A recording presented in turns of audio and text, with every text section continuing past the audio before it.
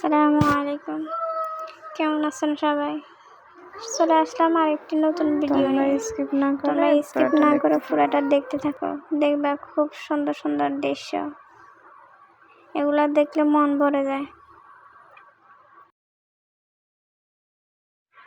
ভিডিওটি যদি ইউটিউব থেকে দেখে থাকো তাহলে সাবস্ক্রাইব করে দিবা আর বেল আইকনটি বাজিয়ে দিবা, যাতে পরবর্তী ভিডিওটি যাতে মিস না করো।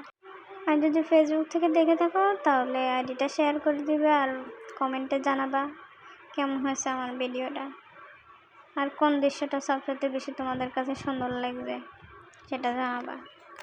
গ্রামের মানুষেরা আসলে কিন্তু চাষাবাস করতেই তারা পছন্দ করে।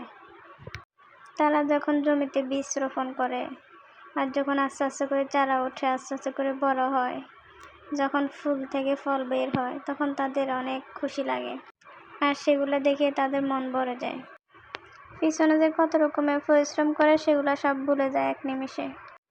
যেমন আমরা বাবা মারা বাচ্চাদের বেড়ে ওঠা নিয়ে অনেক খুশি লাগে, আনন্দ লাগে, তেমনি ওদের কাছেও এরকম আনন্দ লাগে। যখন তারা সবজিগুলো বাজারে নিয়ে বিক্রি করতে যায়, তখন সেগুলা বিক্রি করার মাঝে শুধু সবজি বিক্রি করা হয় না, তার সাথে তাদের শ্রম, দিনের পর দিন কষ্ট করা ফসল। আসলে চাষাবাদ মানুষকে ধৈর্য শেখায়, মানুষকে কষ্ট করা শেখায়, সবুজ শ্যামলের মাঝে থাকতে তাদের তৃপ্তি দেয়। আর পাশে বাচ্চারা থাকতে তো এরাও দেখে দেখে অনেক আনন্দ পায়।